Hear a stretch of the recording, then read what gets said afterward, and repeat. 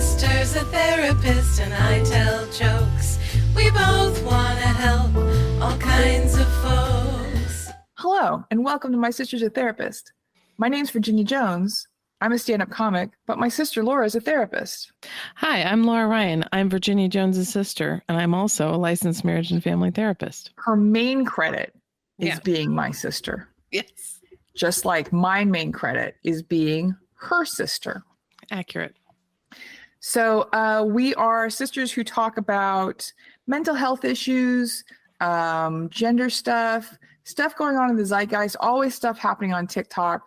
And this week, we're talking about some very recent news. Last week, many allegations have come out against comedian Russell Brand, ranging from statutory rape to just classic rape. Old school rape. And like many celebrities before him, he has cried sex addiction. Yes. I have experienced, just as an aside, before we talk about the topic, this has caused me a lot of shame because Russell Brand used to be my favorite, or one of my favorites. He was a nice guy. He was a nice guy. He was sober. He was extremely, in retrospect, he did dress like a pickup artist, which should have been a clue. Right. You know, he had a great big barnet of hair. And I thought he was a beautiful Cockney romantic poet because I was fooled by mostly eye makeup, right? Like that. It throws you off the scent a little throws bit. me off the scent. I thought he was a beautiful goth hero instead of just drug addicted rapist, we'll say, with an eating disorder, which is what he is. Right. I will say my love for Russell Brand I loved him through Forgetting Sarah Marshall. Yeah. And all that stuff. He has been very funny and good in movies. He has been very funny. Now, his stand-up never was any great shakes. You know, he was more of a personality. And we will have British listeners writing in to tell me how good my accent is, I think. They're going to say, she's from the old Blighty, innit? When he remade Arthur, which is a weird, problematic movie, anyway, to begin with, but very much about addiction. He shaved his kind of stubble beard. Yeah. And I saw how his chin was the size, like sometimes someone shaves and you see why they had a beard. Right. Which is that his chin was the size and shape of like a boat, boat chin. And then my love kind of waned. I mean, was it superficial to begin with? Who can say? It might have been. Maybe it was, but yeah, it really hit me. Even though I say all the time, you cannot be fans of men. Yes. Men will do nothing but let you down. This did let me down because I knew and I think it's also because of who he purports to be, right? The sexual positive thing.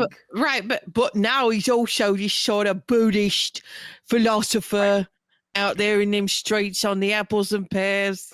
But also somehow an anti-vaxxer and kind of right-wing person. Yeah, I wasn't aware of that. I've kind of, as you know, I get all of my news from TikTok. But I've seen little clips and he makes some good points about, the way that we should be living in this world and what a messed up world it is. So I too have fallen for the brand of Russell Brand. That makes me feel a little bit better. I've been talking about it on stage, and I am of course surrounded by Zoomers who were like, "What?" It is always a bummer to be let down. But yes, I think also because he purported to be like a sex positive, body positive person. Yeah. It's a betrayal. Well, I mean, I feel like ever since what he did to Katy Perry, I've been kind of like, you felt he was sus. There's something sus about this guy. Also, I don't know if you saw this. He is letting everybody know that these trumped up charges, are a result of the big pharma being out to get him. I heard that, and I was like, how are these things connected? How are these things connected? Well, you pay off women. You just make them lie. You pay them off with big pharma money, I guess. When you got big pharma money.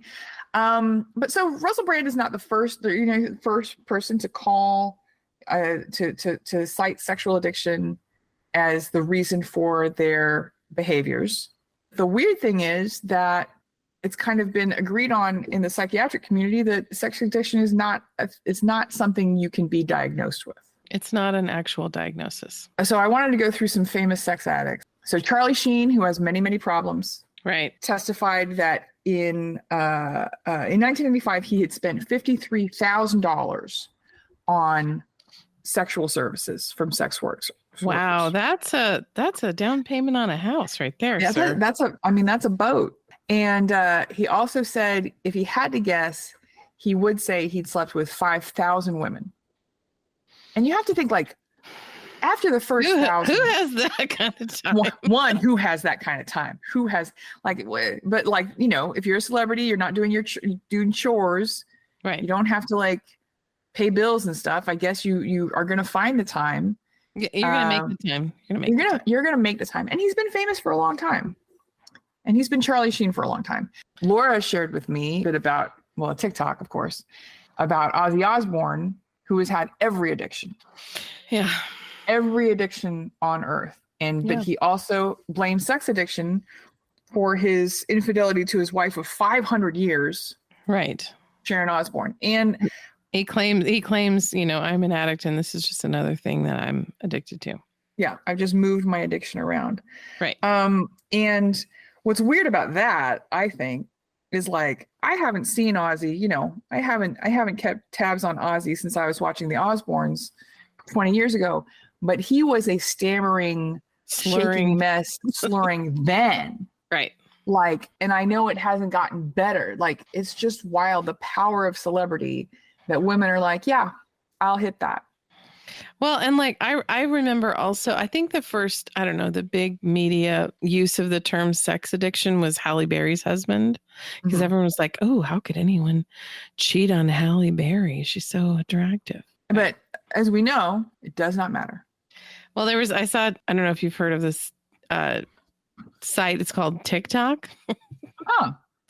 I've probably never referenced it before, but I'll have to look into it. I observed a TikTok that I believe I forwarded to you, but it's a woman saying the prompt is, what do I do if I am still seeking the male gaze? And the woman who's speaking says, you have to remember that men regularly can't get jobs at morgues because they have sex with corpses. So we don't need to need to worry about what men want. Colin Farrell. Now I find this one super challenging. Yeah. Because he's super hot. Well, that's how he got to have sex with lots of people. You're also going to notice that all these, not all, many of the people who claim to be sex addicts are also conventionally attractive people. And when it's celebrities who are sex addicts, yes, I think if you go to a sex and love addicts meeting, according to Maria Bamford, it's just people in very tight clothing. Rob Lowe is the last one I want to mention. His sex tape with someone who he later found out, quote unquote, later, was only 16, and it was a big black eye, and it definitely took his career down a peg and put him on another path. But the way he talks about it now, he says, it's the best thing that ever happened to me because it got me sober. And because I was sober, I got married, and I've been married 29 years and I have a great family. And I don't think any of that would have happened without that scandal. Well, and what you're probably also going to be noticing is a lot of these folks who claim to be sex addicts, there's a lot of intersection between drug and alcohol abuse and sex addiction. So let's talk about the prognosis in quotes of sex addiction. So it used to be in the literature, right? Sex addiction has never been in the DSM. We'll start there. I think it has been listed as a compulsive disorder. And it's usually like a subheading in another diagnosis. So bipolar, for example, borderline personality disorder, for example, when you have, when you have these kind of impulse disorders, You know, sex. A lot of people say that sex addiction really is just high interest or high libido mixed with or connected to low impulse control. Yeah. Right. I definitely have known bipolar people who would get hypersexual, like have periods. Yes. Of hypersexuality. I had an unnamed roommate who most of the 2 years we lived together was just on the couch watching television quietly. Right. And then once or twice would really come out of her shell and just start dating like aggressively. A lot of people. And she would like be having strangers come over to the house and I'm like, could we vet some of these people? Right. You know, having a lot of one night stands, having sex with my friends in a way that I didn't love. What's the way that you would love people to have sex with your friends? I guess date them, you know, if you're like, try to have a relationship. Yeah. But like, I would just like come into the living room and like one of my friends was there. There's Gary on the couch. Oh, yeah, I had sex with him. Oh, okay. I've had that experience also. I don't love it. Not loving. Yeah. So let's talk about the biochemical part, right? Because I think that's a part of sex addiction. I mean, obviously there's the companionate love and the feelings of connection, all that. But when we are in love with people, or when we're when we're having sex with people, we have what Julius D. Jackson calls the doves. And that is D stands for dopamine, which is a feel-good hormone. O stands for oxytocin, a love and bonding hormone. V stands for vasopressin, a mood-enhancing hormone. E stands for endorphins, well-being, stress reduction hormones. And S stands for serotonin, happiness hormone. Right. So all of these things get released when we have sex with people. And if you look at people with low impulse control who are seeking chemical changes in their body, it makes sense. Serotonin, yeah. Right. It makes, seeking all of these things. These are all good. These are all very, very good.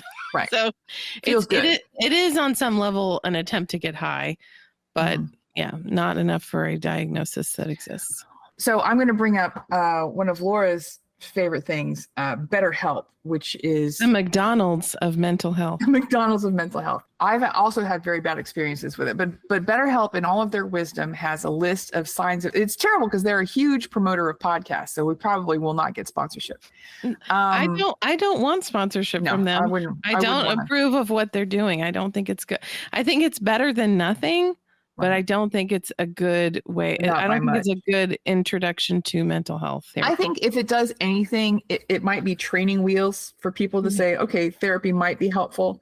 Right. But my experience with a couples therapist on BetterHelp was extremely not helpful because there was no intake. She didn't really know us. She was just someone who would sign on and listen to the argument we had and then sign off. And I'm just going to throw this out there. Studies show that the best part of a relationship with a mental health therapist is the actual relationship. Yeah. So if I'm just hopping in and hopping out with randos, I'm never going to really have that bond. And so I'm not going to be able to be truly vulnerable and share everything I need. All right, I'm going to get off of that one. Some potential signs of sex addiction are frequently engaging in sexual activities, having obsessive and frequent thoughts about sex. Yeah. Experiencing depression, anxiety, or shame due to sexual urges or activities, neglected daily activities, engaging in risky sexual behaviors, and then at the very bottom, infidelity and criminal offenses. Now, it starts to eat like AA, right? I've lost control of my life. Right. And well, what I tell most people, whether they're talking about alcohol or, have you ever watched my Strange Addiction? No. Like there was about how amazing it is. It is amazing. But like there was a lady on there who's addicted to baby powder. Is baby powder inherently addictive? Right. No, but she's compulsive about it. So I can be compulsive about anything. And that's where I kind of feel about sex. I can be compulsive about anything. And if the thing that I'm doing, whether it's eating crayons or eating my dead husband's ashes, that was one of the episodes. there's nothing about the ashes themselves that are addictive, but it's my link to them, my compulsion about them. And so if something is getting in the way of your daily functioning, it's a problem no matter what it is. Right. Now, we both have our dad's ashes, and I've never tried eating them. Is that good? Never even had a taste. The woman who was eating them on the show said, she said they kind of tasted like eggs, like that have been sitting in the fridge for a while, like kind of that gross smell. That's what they tasted like. How do you start eating a loved one's ashes? Like, it's like at a party, like, I know how people start taking drugs. Someone has it at a party and they say, well, here, have a little. Like, when do you say to yourself, I'm going to have a little?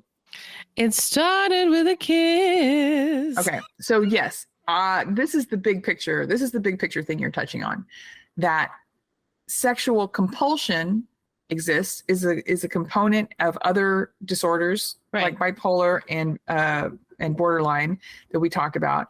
Right. But if you look at the internet, sex compulsion and sex addiction are used interchangeably. Right. The main harm in this, I think, is when you call it sex addiction and you have rehab for sex addiction and you have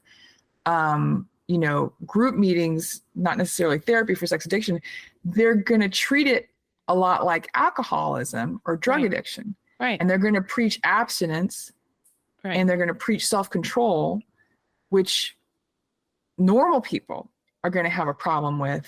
Right. A sex addict is going to have like a super problem with. Like, how do you? So, see, I mean, I think it's the same as Overeaters Anonymous. Mm-hmm. Like, you have to continue to eat. Right. So you can't live your life not abstain. eating food. Yeah, you can't abstain from eating food. Right. You're going to eat food no matter what. And so the question is, are you having sex and feeling bad about it? Right. And when someone comes, this is how it presents in my office. Is this issue, whatever it is, like I have a lot of people who are quote unquote porn addicts, right? So they're very compulsive about using pornography, looking at pornography, being around it, whatever. And it's getting in the way of their relationships. Mm-hmm. And so we try to focus on, what's happening right now that's making you feel like you need to turn to this thing to get through a day, really. To disassociate. Well, it's a lot of things. I think it's disassociating. Mm-hmm. I think it's pleasure seeking. I think it's also one of those things where, I don't think porn addiction is such a problem in other countries because they don't have the shame that we have. I think that's also why we call it sex addiction, because of our, Christian heritage. I think that sex is considered shameful. And so, we make it worse than it actually is. Well, in the article you sent me, many of the people in the article who had been diagnosed as being sex addicts, like one girl was just like, I just really like sex. It's not endangering me. I'm not indulging in risky behavior, but my boyfriend and my sex drive was more than my boyfriend wanted. Right. And so that's not a good partner for me. And then another guy was like, I can't be monogamous. And his therapist was like, well, why do you need to be monogamous? Right. Like, if you're honest about not being monogamous, just do that. Right. And so I do think the American, like, kind of puritanical thing is what drives us to call people sex addicts. Because like in France, many people who we would call sex addicts would just be politicians, It's political on shows. The real danger, I think, is in trying to treat sex addiction in quotes, like other addictions when, what I was reading was, and I'm not a therapist, but my sister's a therapist, right? That you don't preach abstinence. You can do cognitive behavioral therapy. You can do EMDR. Like there's treatments and stuff you can do for sexual compulsive behavior. You can also do hypnosis, which is what Laura does. I do all those things, but I use hypnosis for specifically porn addiction. Let's have this question. Like, so, okay. And I don't know if this is true. Chuck Palahniuk, Fight Club guy. Yeah. He wrote a book called Choke that was about sex and love addicts. Okay, great. And like all of his books, it's a person who isn't real. The person who isn't real. Well, in this book, there's a lady, spoiler alert, who acts like she's a doctor, but in fact, she's another patient. Hey. Oh, wow. All right. That's pretty good. Someone gave her a lab coat to shut her the fuck up. Right. And then she goes around diagnosing people. She is also not a therapist, but I'm glad that you haven't gotten to the level where you're walking around with a lab coat pretending. Never have. Actually, I think if you're going to pretend to be a therapist, you need to get an extra large cardigan. Yes, yeah, with no buttons on it, and a necklace that has statement necklace. Just statement necklace. Yeah, got a chunky statement necklace. Statement chunky necklace. A great big cardigan with no buttons on it. If the cardigan has like jagged edges or looks like it has been through some sort of a waterfall look. A waterfall. A great big scarf, I think, also screams therapist to me. Mm-hmm. But what Chuck says in his book, which I don't know if this is true, but it feels true. Okay. He was talking about people in SLAA and saying that women show up because they feel shame and they are troubled. Right. And then men show up because they got in trouble. They've been arrested. That's giving patriarchy, right? Because if a man wants sex, normal. That's normal. If a woman wants sex, there's something wrong. Women aren't supposed to like. Women don't like sex, right? Well, women don't like sex because sex is something they're performing for men, right? Or to have babies. So a tiny sidebar.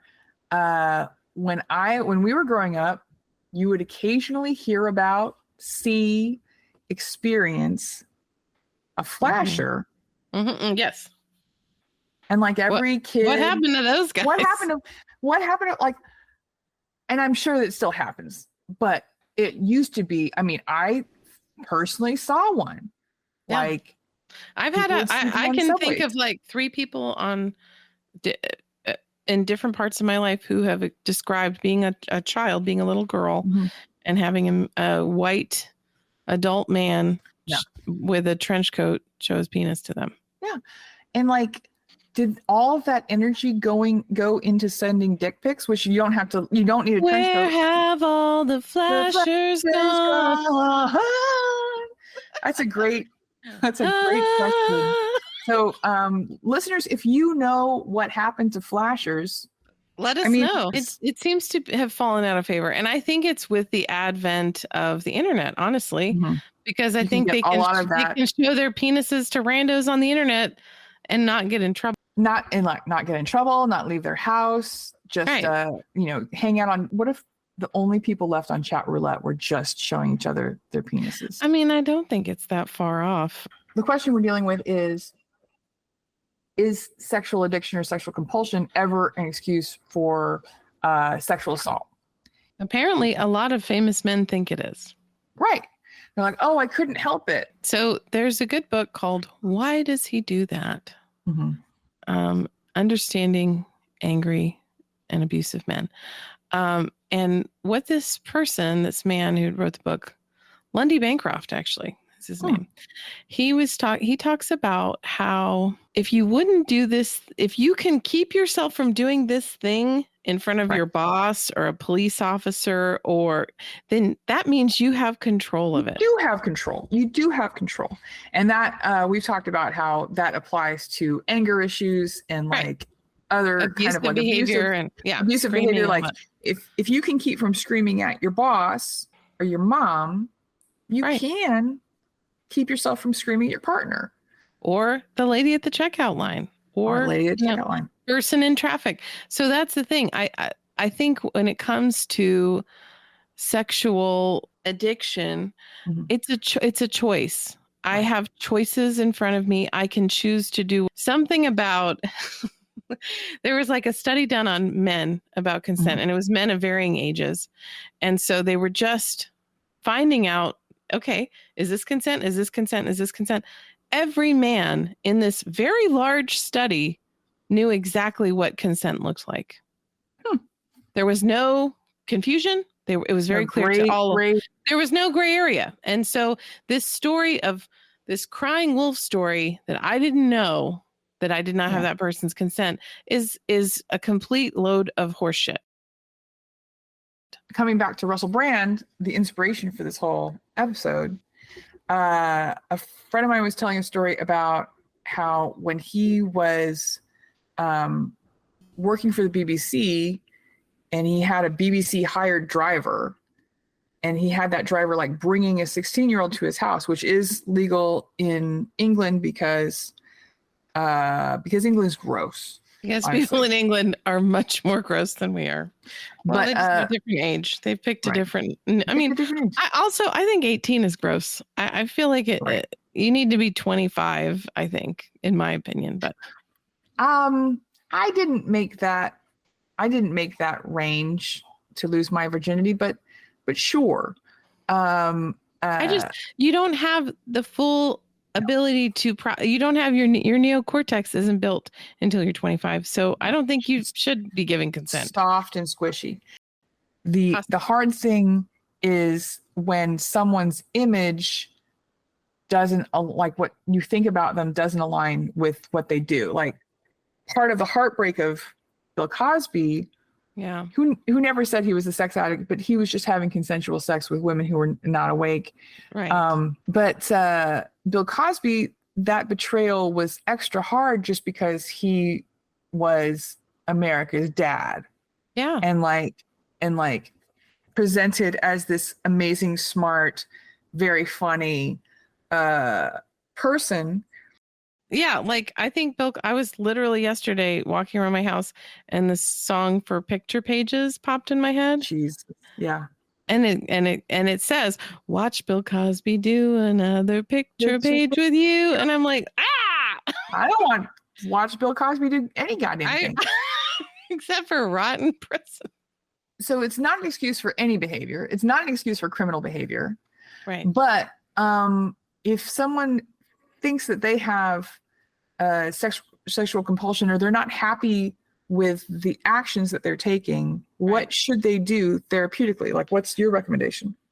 So I would say any behavior that you're engaging in that is harming your relationships and harming your professional life is probably something that you should work on. And when I work with clients, what we do is kind of establish what seems like a healthy amount of whatever it is. And can you figure out how to do that? How can we get there? So, if I'm smelling my doll head that I keep in my purse. Well, you have to keep it in your purse because you can't go all the way back home every time you want to smell. No, you want to smell it a lot. And if I'm getting my doll head out in front of my work colleagues and starting to do things that would appear to the average person as unprofessional, probably need to work on my relationship with the doll head. Maybe I need to figure out how to leave the doll head at home. Maybe I need to put the doll head in a drawer and not visit it as often. When I've been in situations where someone has trusted me enough to take the doll head out of their purse and sniff it, like that's when I know I have a real connection with that person. That's when you know I have a real friend. I'm like, wow, you can just go ahead and sniff that doll head and I won't, and you know that I won't judge you. And you're eating the ashes and you're sleeping with it. You're sleeping with a hairdryer on.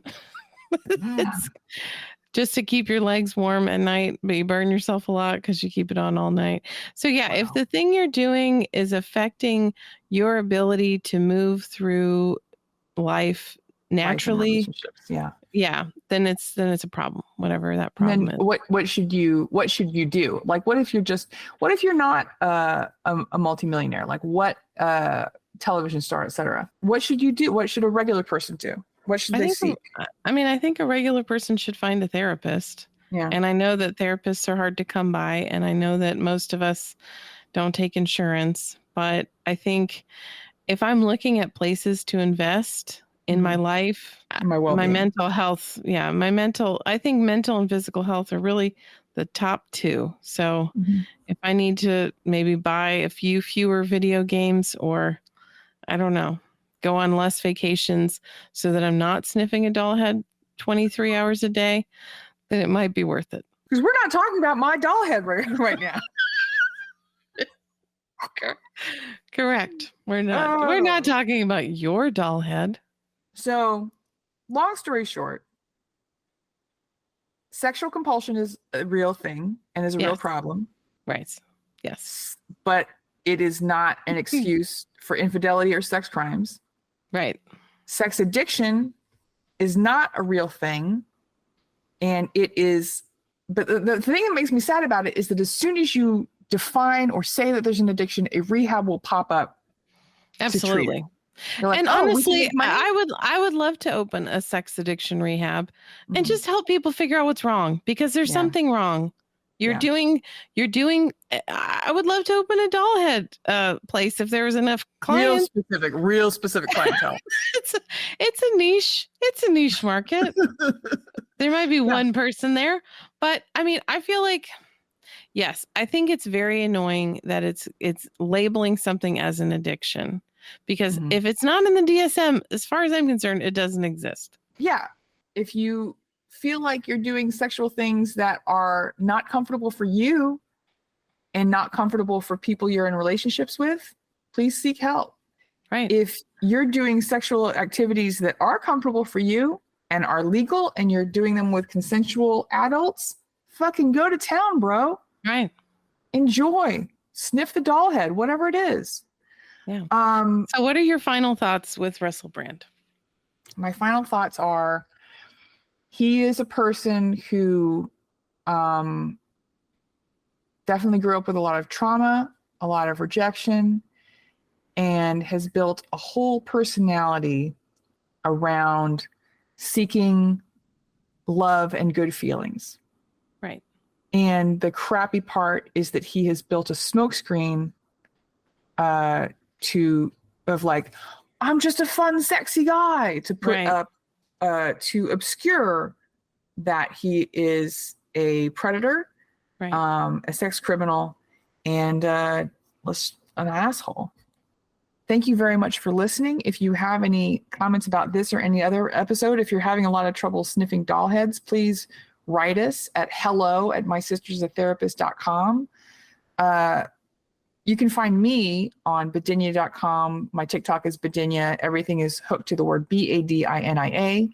And Laura, where can people find you online? People can find me at my website, lauraryan.org, or they can find me on TikTok. I am Laura Ryan.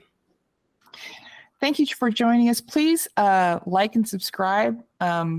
Keep up with us. We're going to talk about a lot of weird stuff, and we want other people to listen to it.